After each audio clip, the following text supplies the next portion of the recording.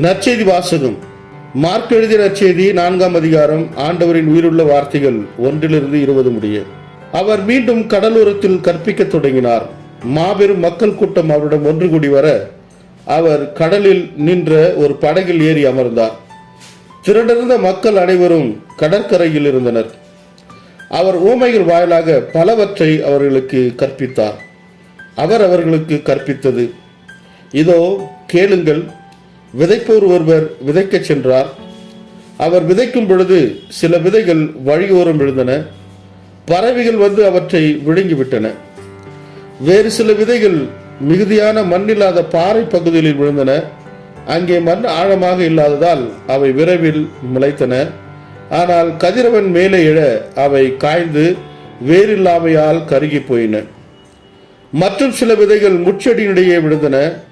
முட்செடிகள் வளர்ந்து அவற்றை நெருக்கிவிடவே அவை விளைச்சலை கொடுக்கவில்லை.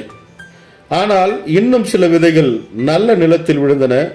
அவை முளைத்து வளர்ந்து சில 30 மடங்காகவும், சில 60 மடங்காகவும், சில 100 மடங்காகவும் விளைச்சலை கொடுத்தன. கேட்க செவியுள்ளோர் கேட்கட்டும். அவர் தனிமையான இடத்தில் இருந்தபோது அவரை சூழ்ந்திருந்தவர்கள் 12 சேர்ந்து கொண்டு ஊமைகளை பற்றி அவரிடம் கேட்டார்கள். அதற்கு இயேசு அவர்களிடம், இறையாட்சியின் மறைபொருளை அறிய உங்களுக்கு கொடுத்து வைத்திருக்கிறது. புறம்பே இருக்கிறவர்களுக்கோ எல்லாம் ஊமைகளாகவே இருக்கின்றன. எனவே அவர்கள் ஒருபோதும் மனமாறி மன்னிப்பு பெறாதபடி கண்ணால் தொடர்ந்து பார்த்தும் கண்டுகொள்ளாமலும், காதால் தொடர்ந்து கேட்டும் கருத்தில் கொள்ளாமலும் இருப்பார்கள் என்று கூறினார். மேலும் அவர் அவர்களை நோக்கி, இந்த ஊமை உங்களுக்கு புரியவில்லையா? பின்பு எப்படி மற்ற ஊமைகள் எல்லாம் நீங்கள் புரிந்து கொள்வீர்கள்? விதைப்பவர் இறை வார்த்தையை விதைக்கிறார். வழியோரம் விழுந்த விதைகளுக்கு ஒப்பானவர்கள் வார்த்தையை கேட்பார்கள். ஆனால் அதை கேட்டவுடன் சாத்தான் வந்து அவர்களுக்குள் விதைக்கப்பட்ட விதையை எடுத்து விடுகிறான். பாறை பகுதியில் விதைக்கப்பட்ட விதைகளுக்கு ஒப்பானவர்கள் இறை வார்த்தையை கேட்டவுடன் அதை மகிழ்ச்சியோடு ஏற்றுக்கொள்வார்கள்.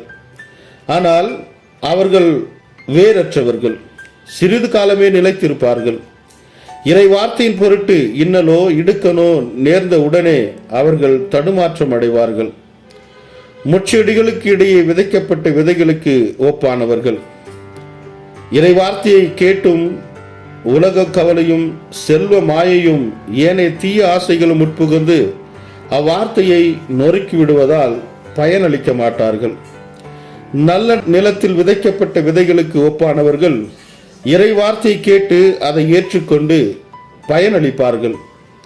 இவர்களுள் சிலர் 30 மடங்காகவும், சிலர் 60 மடங்காகவும், சிலர் 100 மடங்காகவும் பயனளிப்பர் என்றார். இது வாழ்வு தரும் கிறிஸ்துவின் நற்செய்தி. கிறிஸ்துவே உமக்கு புகழ்.